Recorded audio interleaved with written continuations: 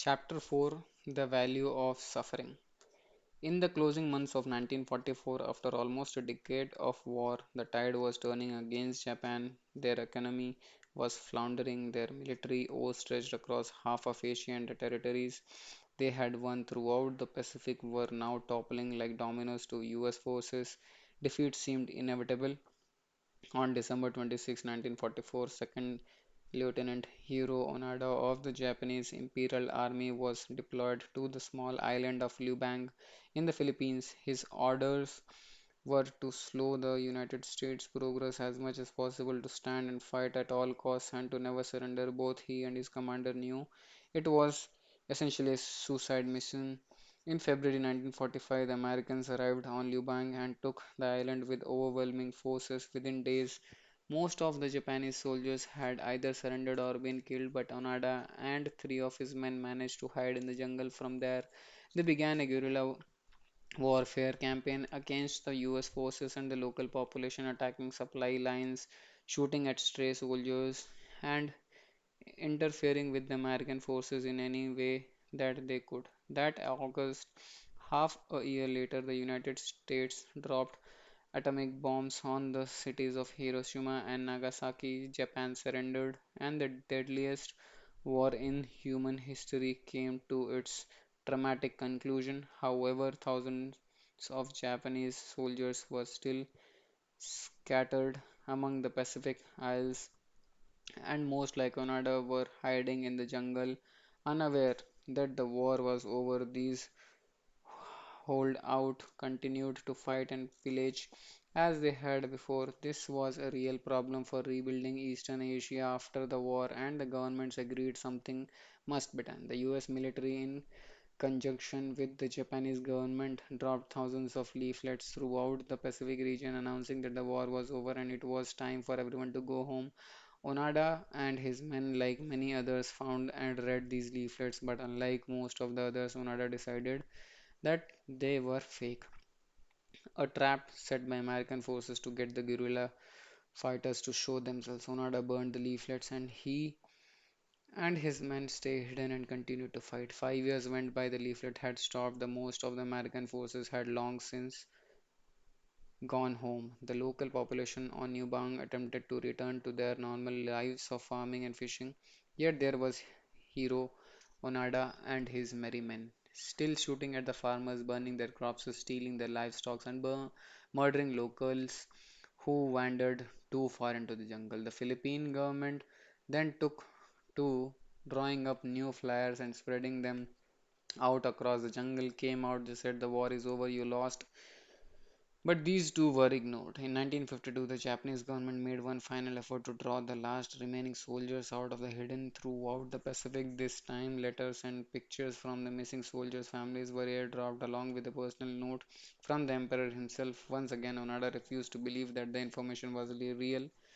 Once again, he believed the airdrop to be tricked by the Americans. Once again, he and his men stood and continued to fight. Another few years went by, and the Philippine locals, sick of being terrorized, finally armed themselves and began firing back. In 1959, one of the Onada's companions had surrendered and another had been killed. Then, a decade later, Onada's last companion, a man called Kozaka, was killed in a shootout with a local police while he was burning rice fields, still waging war against the local population a full quarter century after the end of the World War II. Onada, having now spent more than half of his life in the jungles of Lubang, was all alone. In 1972, the news of Kozaka's death reached Japan and caused a stir. The Japanese people thought the last of the soldiers from the war had come home. Years earlier, the Japanese media began to wonder if Kozaka had still been on Lubang until 1972, then perhaps Onada himself, the last known Japanese holdout from World War II, might still be alive as well. That year, both the Japanese and the Philippine government sent search parties to look for the enigmatic second lieutenant, now part myth, part hero, and part ghost. They found nothing. As the months progressed, the story of Lieutenant Onada morphed into something of an urban legend in Japan. the war hero who sounded too insane to actually exist. Many romanticized him, others criticized him, others thought he was the stuff of fairy tale invented by those who still wanted to believe in a Japan that had disappeared long ago. It was around this time that a young man named Norio Suzuki first heard of Onada. Suzuki was an adventurer, an explorer, and a bit of a hippie. Born after the war ended, he had dropped out of school and spent 4 years hitchhiking his way across Asia, the Middle East, and Africa, sleeping on park benches, in strangers' cars, in jail cells, and under the stars. He volunteered on farms for food and donated blood to pay for places to stay. He was a free spirit and perhaps a little bit nuts. In 1972, Suzuki needed another adventure. He had returned to Japan after his travels and found the strict cultural norms and social hierarchy to be stifling. He hated school, he couldn't hold down a job, he wanted to be back on the road, back on his own again. For Suzuki, the legend of Hiro Onada came as the answer to his problems. It was a new and worthy adventure for him to pursue. Suzuki believed that he would be the one who would find Onada. Sure, search parties conducted by the Japanese, Philippines, and American governments had not been able to find Onada. Local police forces had been scavenging the jungle for almost 30 years with no luck. Thousands of leaflets had met with no reference, but fuck it, this deadbeat college dropout hippie was going to be the one to find him. Unarmed and untrained for any sort of reconnaissance or tactical warfare, Suzuki traveled to Lubang and began wandering around the jungle all by himself. His strategy: scream Onada's name really loud and tell him that the Emperor was worried about him. He found Onada in 4 days. Suzuki stayed with Onada in the jungle for some time. Onada had been alone by that point for over a year, and once found by Suzuki, he welcomed the companionship and was desperate to learn what had been happening in the outside world from a Japanese source he could trust. The two men became sort of kind of friends. Suzuki asked Onada why he had stayed and continued to fight. Onada said it was simple. He had been given the order to never surrender, so he stayed. For nearly 30 years, he had simply been following an order. Onada then asked Suzuki why a hippie boy like himself came looking for him. Suzuki that he had left Japan in search of three things: Lieutenant Onada, a panda bear, and the abominable snowman in that order. The two men had been brought together under the most curious of circumstances, two well intentioned adventurers chasing false visions of glory, like a real life Japanese Don Quixote and Sancho Panza, stuck together in the damp recess of a Philippine jungle, both imagining themselves heroes despite both being alone with nothing, doing nothing. Uh, Onada had already by then given up most of his life to a phantom war. Suzuki would give his up to, having already found Hero Inada and the panda bear. He would die a few years later in the Himalayas, still in search of the abominable snowman. Humans often choose to dedicate large portions of their lives to seamlessly useless or destructive causes. On the surface, these causes make no sense. It's hard to imagine how Onada could have been happy on that island for those 30 years, living off insects and rodents, sleeping in the dirt, murdering civilians decades after decades on. Why Suzuki trekking off to his own death with no money, no companions, or no purpose other than to chase an imaginary yeti. Yet later in this life, Unada said he regretted nothing. He claimed that he was proud of his choices and his time on Lubang. He said that it had been an honor to devote a sizable portion of his life in service of the non-existent empire. Suzuki had he survived likely would have said something similar. that he was doing exactly what he was meant to do, that he regretted nothing. These men both chose how they wished to suffer. Hiro Onada chose to suffer for loyalty to a dead empire. Suzuki chose to suffer for adventure, no matter how ill advised. To both men, their suffering meant something. It fulfilled some greater cause, and because it meant something, they were able to endure it or perhaps even enjoy it. If suffering is inevitable, if our problems in life are unavoidable, then the question we should be asking is not how do I stop suffering, but why am I suffering, for what purpose? Hiro Unada returned to Japan in 1974 and became a kind of celebrity. In his home country, he was shuttled around from talk show to radio stations. Politicians clamored to shake his hand. He published a book and was even offered a large sum of money by the government. But what he found when he returned to Japan horrified him. A consumerist, capitalist, superficial culture that had lost all the traditions of honor and sacrifice upon which his generation had been raised. Onada tried to use his sudden celebrity to espouse the values of old Japan, but this he was tone deaf to this new society. He was seen more as a snow piece, as a showpiece, than as a serious cultural thinker. A Japanese man who had emerged from a time capsule or all to marvel at, like a relic in a museum.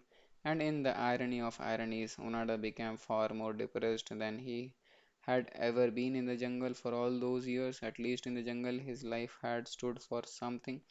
It had meant something that had made him suffering endurable, indeed, even in a little bit desirable. But back in Japan, in fact, he considered to be a vacuous nation full of hippies and loose women in Western clothing.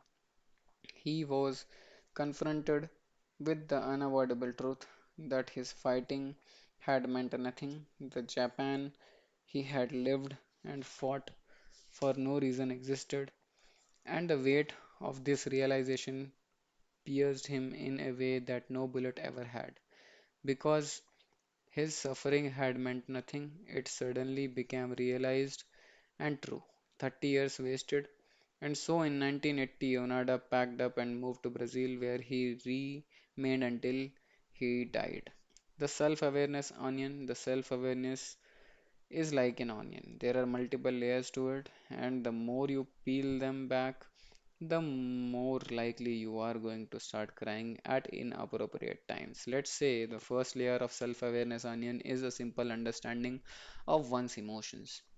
This is when I feel happy. This makes me feel sad. This gives me hope. Unfortunately, there are many people who suck at even this most basic level of self awareness. I know because I am one of them. My wife and I sometimes have a fun back and forth that goes something like this. Her, what's wrong? Me. Nothing's wrong, nothing at all. Her, no, something's wrong, tell me. Me, I'm fine, really. Her, are you sure? You look upset. Me, with nervous laughter. Really? No, I'm okay, seriously. 30 minutes later, me. And that's why I'm so fucking pissed off. He just acts as if I don't exist half the time. We all have emotional blind spots. Often they have to do with the emotions that we were taught were inappropriate growing up. It takes years to practice and effort to get good at identifying blind spots in ourselves and then expressing the affected emotions appropriately. But this task is hugely important and worth the effort. The second layer of the self awareness onion is an ability to ask why we feel certain emotions. These why questions are difficult and often take months or even years to answer constantly and accurately. Most people need to go to some sort of therapist just to hear these questions asked for first time. Such questions are important because they eliminate what we consider success or failure. Why do you feel angry? Is it because you failed to achieve some goal? Why do you feel lethargic and uninspired? Is it because you don't think you are good enough? This layer of questioning helps us understand the root cause of the question emotions that overwhelm us. Once we understand that root cause, we can ideally do something to change it. But there's another, even deeper level of self awareness onion, and that one is full of fucking tears. The third level is our personal value. Why do I consider this to be success or failure? How do am I sup- how am I choosing to measure myself? By what standard am I judging myself and anyone around me?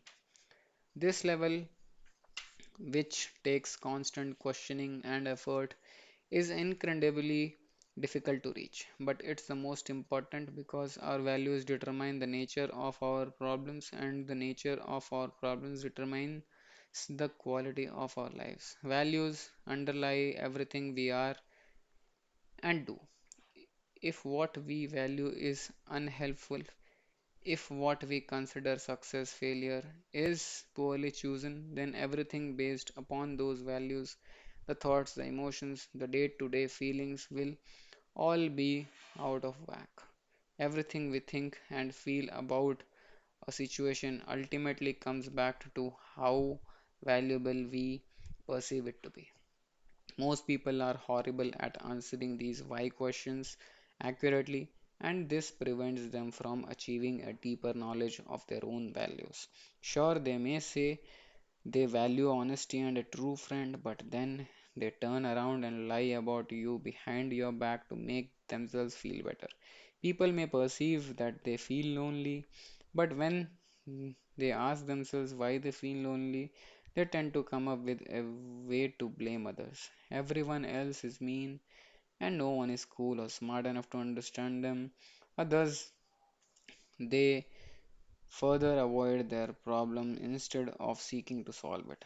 For many people, this passes as self awareness, and yet, if they were able to go deeper and look at their underlying values, they would see that their original analysis was based on avoiding responsibility for their own problem rather than accurately identifying the problem, that their decisions were based on chasing highs, not generating true happiness.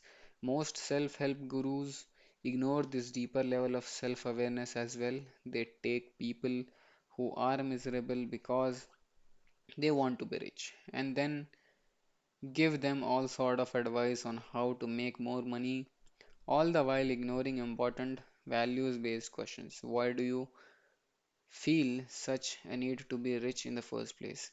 How are they choosing to measure their success and failure for themselves? It is not perhaps some particular value that's the root cause of their unhappiness, and not the fact that they don't drive a Bentley yet. Much of the advice out there operates at a shallow level or simply trying to make people feel good in short term, while the real long term problems never get solved. People's perception and feeling may change, but the underlying values and the metrics by which those values are accessed stay the same. This is not real progress. This is just another way to achieve more highs. Honest self questioning is difficult. It requires asking yourself simple questions that are uncomfortable to answer. In fact, in my experience, the more uncomfortable the answer, the more likely it is to be true. Take a moment and think of something that's really bugging you. Now ask yourself, why is it bugging you? Chances are the answer will involve a failure of some sort. Then take that failure and ask why it seems true to you. What if that failure wasn't really a failure? What if you have been looking at it the wrong way? A recent example from my own life, it bugs me that my brother doesn't return my text or emails. Why? Because it feels like he doesn't give a shit about me. Why does this seem true? Because if he wanted to have a relationship with me, he would have make 10 seconds out of the day to interact with me. Why does this lack of relationship, which you feel like a failure? Because we are brothers, we are supposed to have a good relationship. Two things are Operating here, a value that I hold dear and a metric that I use to access progress. Toward that value, my value brothers are supposed to have a good relationship with one another, my metric being in a contract by phone or email. This is how I measure my success as a brother. By holding on to this metric, I make myself feel like a failure, which occasionally ruins my Saturday mornings. We could dig even deeper by repeating the process. Why are brothers supposed to have a good relationship? Because they are family and family are supposed to be close. Why does that seem true? Because your family is supposed to matter to you more than anyone else. Why does that seem true? Because being close to your family is normal and healthy, and I don't have that. In this exchange, I am clear about my underlying value, having a good relationship with my brother, but I am still struggling with my metric. I have given it another name, closeness. But the metric hasn't really changed. I'm still judging myself as a brother based on frequency of contact and comparing myself using that metric against other people I know. Everyone else, or so it seems, has a close relationship with their family members, and I don't. So obviously, there must be something wrong with me. But what if I am choosing a poor metric for myself and my life? What else could be true that I am not considering? Well, perhaps I don't need to be close to my brother to have that good relationship that I value. Perhaps there just needs to be some mutual respect, which there is. Or maybe mutual trust is that is what to look for.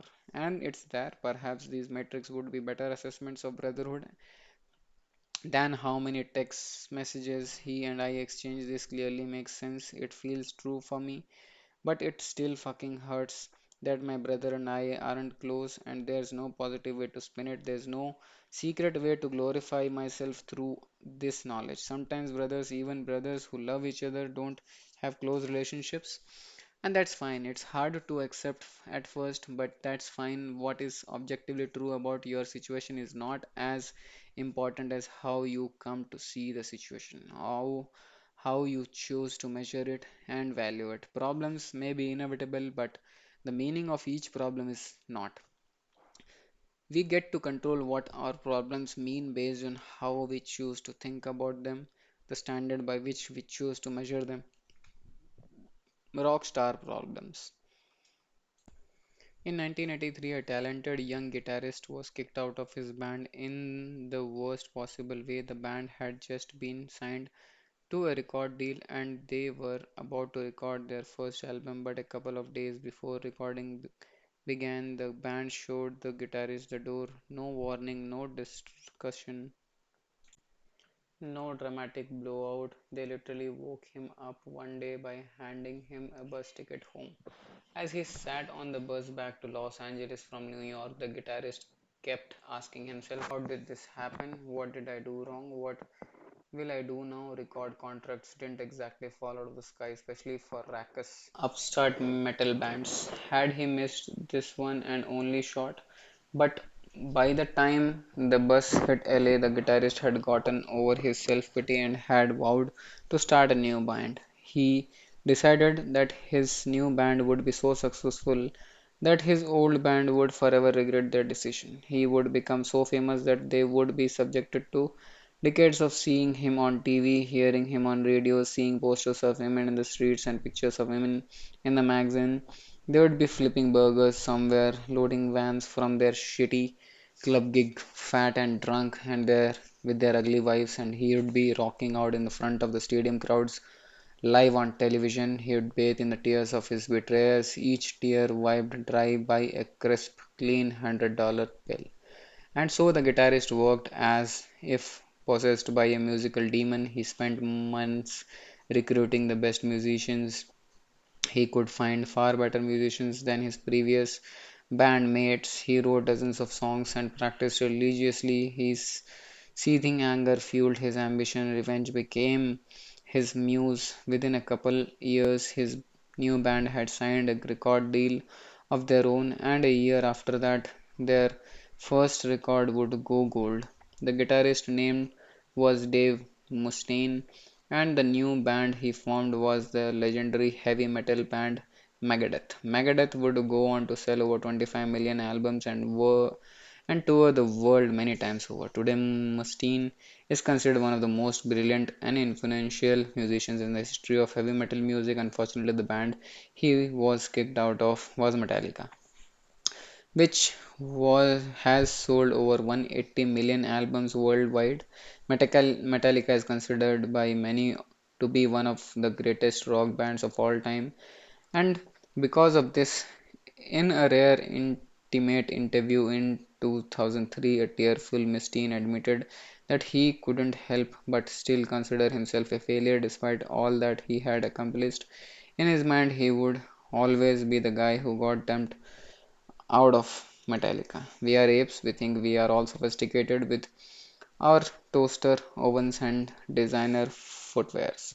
But bunch we are just a bunch of finely ornamented apes, and because we are apes, we instinctually measure ourselves against others. And why? For status. The question is not whether we evaluate ourselves against others. Rather, the question is by what standard do we measure ourselves? Dave Mustaine, whether to realize it or not, chose to measure himself by whether he was more successful and popular than Metallica. The experience of getting thrown out of his former band was so painful for him that he adopted success relative to Metallica as the metric by which he to measure himself and his music career. Despite taking a horrible event in his life and making something positive out of it, as Mustaine did with Megadeth, his choice to hold on to Metallica's success as his life defining metric continued to hurt him decades later. Despite all the money and the fans and the accolades, he still considered himself a failure. Now you and I may look at Dave Mustaine's situation and laugh. Here's this guy with millions of dollars, hundreds of thousands of adoring fans, a career doing the thing he loves best, and still he is getting all weepy-eyed that his rock star buddies from 20 years ago are more famous than he is. This is because you and I have different values than Mustaine does, and we measure ourselves by different metrics. Our metrics are probably more like I don't want to work a job for a boss I hate, or I would like to earn enough money to send my kid to a good school, or I would be happy to not wake up in a drainage ditch. And by these metrics, Mustaine is wildly unimaginably successful, but by his metric, be more popular and successful than Metallica is a failure. Our values determine the metric by which we measure ourselves and everyone else. Unada's value of loyalty to the Japanese emperor is what sustained him on Liubang for almost 30 years, but this same value is also what made him miserable upon his return to Japan. Mustaine's metric of being better than Metallica liked helped him launch an incredible successful musical career, but the same metric later tortured him in the spite of his success. If you want to change how you see your problems, you have to change what you value or how you measure failure or success. As an example, let's look at another musician who got kicked out of another band. His story early echoes what the Dave Mustaine's, although it happened 2 decades earlier. In it was 1962, and there was a buzz around an up and coming band from Liverpool, England. This band had funny haircuts and an even funnier name, but their music was undefinably good, and the record industry was finally taking notice. There was John, the lead singer and songwriter, Paul, the boyish faced romantic bass player, George, the rebellious lead guitar player, and then there was the drummer. He was considered the best looking of the bunch. The girls all went wild for him, and it was his face that began to appear in the magazine first. He was the most professional member of the group, too. He didn't do drugs, he had a steady girlfriend. There were even a few people in suits and ties who thought he should be the face of the band, not John or Paul. His name was Pete Best, and in 1962, after landing their first record contract, the other three members of the Beatles quietly got together and asked their manager Brian Epstein to fire him. Epstein agonized over the decision. He liked Pete, so he put it off, hoping the other three guys would change their minds. Months later, a mere 3 days before the recording of the first record began, Epstein finally called Beast to his office. There, the manager unceremoniously told him to piss off and find another band. He gave no reason, no explanation, no condolences, just told him that the other guys wanted him out of the group. So, best of luck. As a replacement, the band brought in some oddball named Ringo Starr. Ringo was older and had a big funny nose. Ringo agreed to get the same ugly haircut as John and Paul and George and insisted on writing songs about octopuses and submarines. The other guys said, sure, fuck it, why not? Within 6 months of the best firing, Beatlemania had erupted, making John and Paul and George and Ringo arguably four of the most famous faces on the entire planet. Meanwhile, Best understandably fell into a deep depression and spent a lot of time doing what an Englishman will do if you give him a reason to drink. The rest of the 60s were not kind to Pete Best. By 1965, he had sued two of the Beatles for slander, and all of his other musical projects had failed horribly. In 1968, he attempted suicide, only to be talked out of it by his mother. His life was a wreck. Best didn't have the same redemptive story Dave Mustaine did. He never became a global superstar or made millions of dollars, yet in many ways Best ended up better off than Mustaine. In an interview in 1994, Best said, I am happier than I would have been with the Beatles. What the hell? Best explained that the circumstances of his getting kicked out of the Beatles ultimately led him to meet his wife, and then his marriage led him to having children. His values changed. He began to measure his life differently. Fame and glory would have been nice, sure, but he decided that what he already had was more important: a big and loving family, a stable marriage, a stable life. He even still got to play drums touring Europe and recording albums well into the 2000s. So, what was really lost? Just a lot of attention and adulation, whereas what was gained meant so much more to him. These stories suggest that some values and metrics are better than others. Some led to good problems that are easily and regularly solved. Others led to bad problems that are not easily and regularly solved. Shitty values.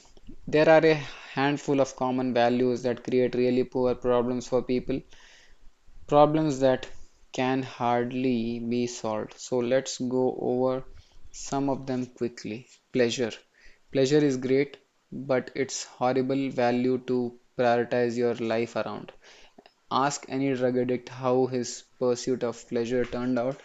Ask an adulterer who shattered her family and lost her children whether pleasure ultimately made her happy. Ask a man who almost ate himself to death how pleasure helped him solve his problems. Pleasure is a false god. Research shows that people who focus their energy on superficial pleasures end up more anxious, more emotionally unstable, and more depressed. Pleasure is the most superficial form of life satisfaction and therefore the easiest to obtain and the easiest to lose. And yet, pleasure is what's marketed to us 24 cross 7. It's what we fixate on, it's what we use to numb and distract ourselves. But pleasure, while necessary in life in certain doses, isn't by itself sufficient.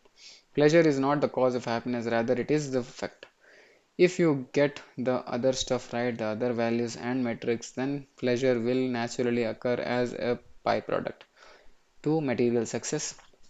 Many people measure their self worth based on how much money they make, or what kind of car they drive, or whether their front lawn is greener and prettier than the next door neighbors. Research shows that once one is able to provide for basic physical needs, food, shelter, and so on, the correlation between happiness and worldly success quickly approaches zero. So, if you are starving and living on the street in the middle of Indian, an extra $10 a year would affect your happiness a lot. But if you are sitting pretty in the middle class in a developed country, an extra $10 per year won't affect anything much, meaning that you are killing yourself working overtime and weekends for basically nothing. The other issue with overvaluing material success is the danger of prioritizing it over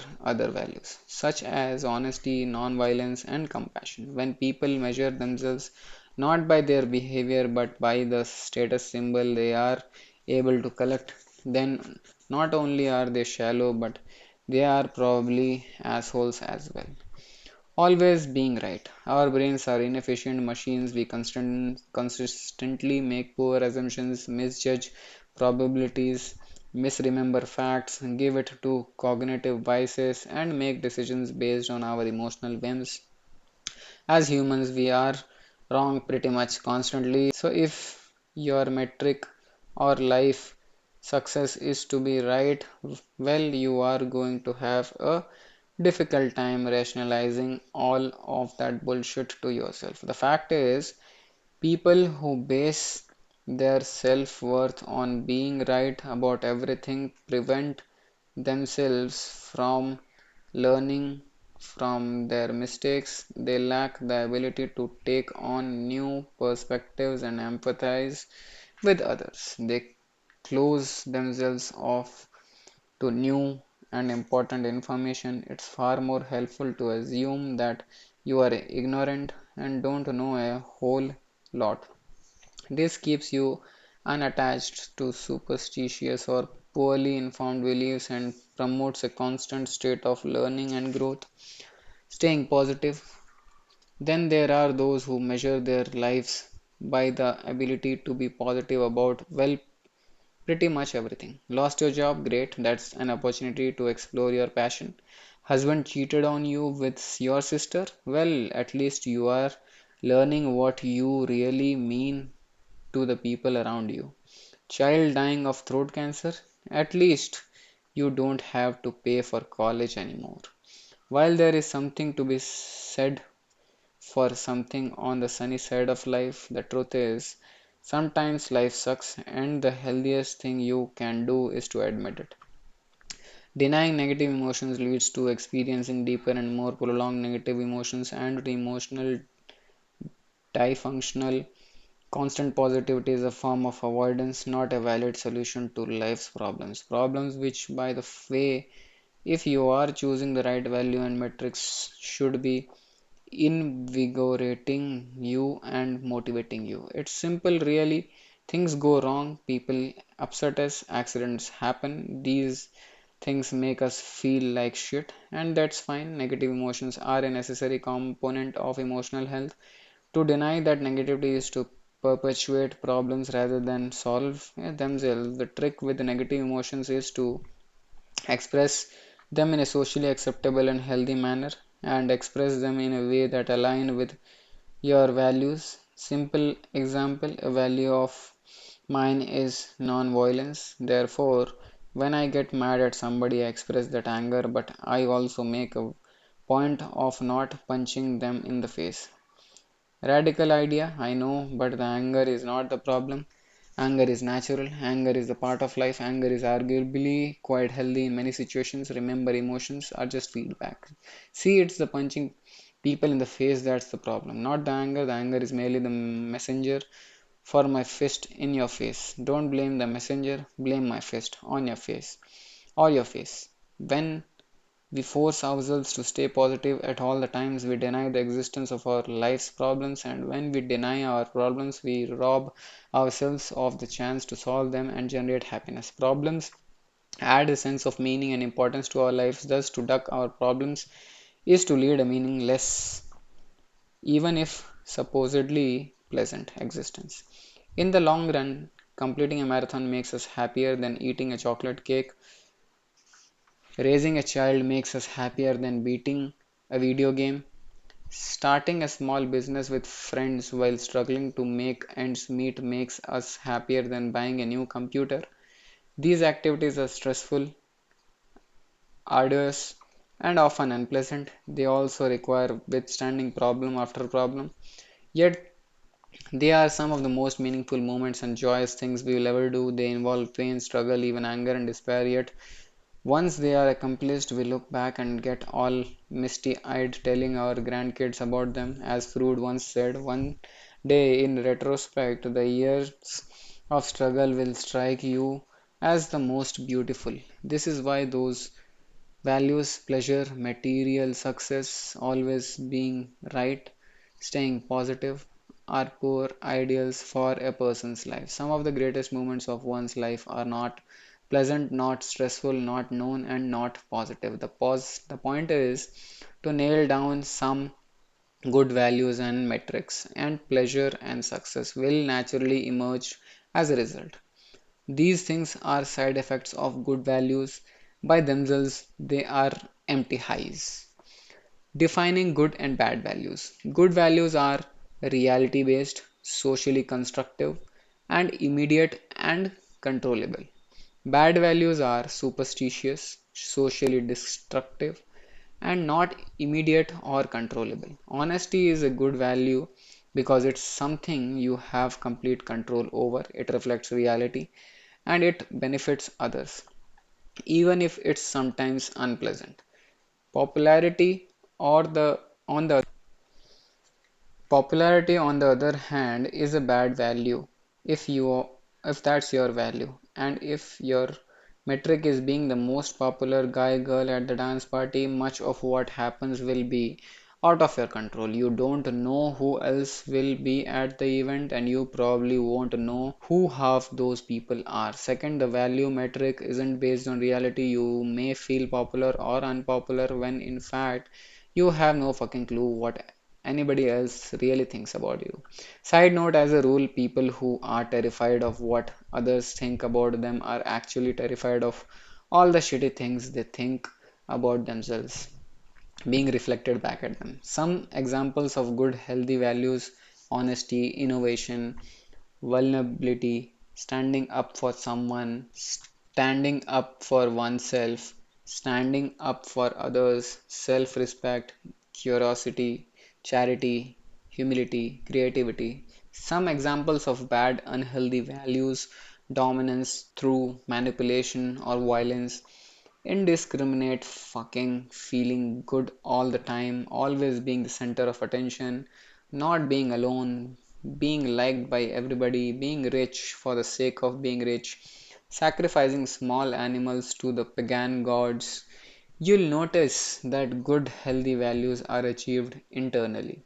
Something like creativity or humility can be experienced right now. You simply have to orient your mind in a certain way to experience it. These values are immediate and controllable and engage you with the world as it is rather than how you wish it were. Bad values are generally reliant on external events: flying in a private jet, being told you are right all the time, owning a house in the Bahamas, eating a cannoli while getting blown by three strippers. Bad values, while sometimes fun or pleasurable, lie outside of your control and often require socially destructive or superstitious means to achieve. Values are about prioritization. Everybody would love a good cannoli or a house in the Bahamas. The question is your priorities. What are the values that you prioritize above everything else? And that therefore influence your decision making more than anything else. Hiro Nada's highest value was complete loyalty and service to the Japanese empire. This value, in case you couldn't tell from reading about him, stank worse than a rotten sushi roll.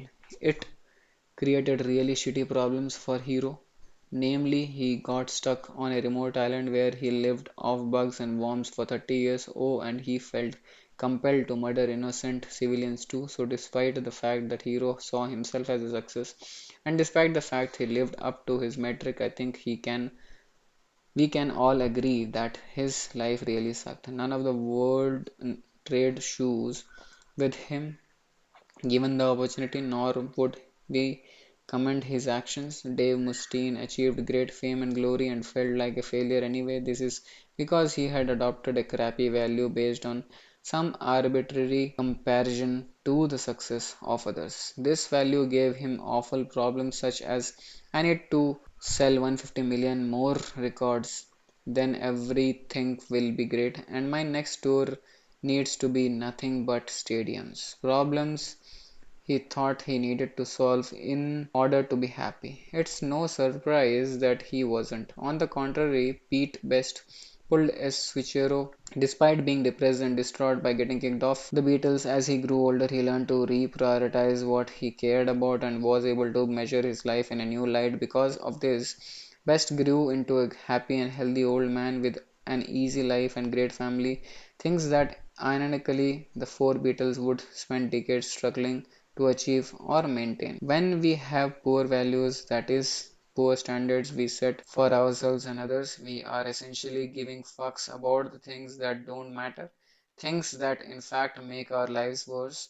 But when we choose better values, we are able to divert our fucks to something better, towards things that matter, things that improve the state of our well being, and that generate happiness, pleasure, and success as side effects. This, in a nutshell, is what self improvement is really about, prioritizing better values, choosing better things to give a fuck about. Because when we give better fucks, you get better problems.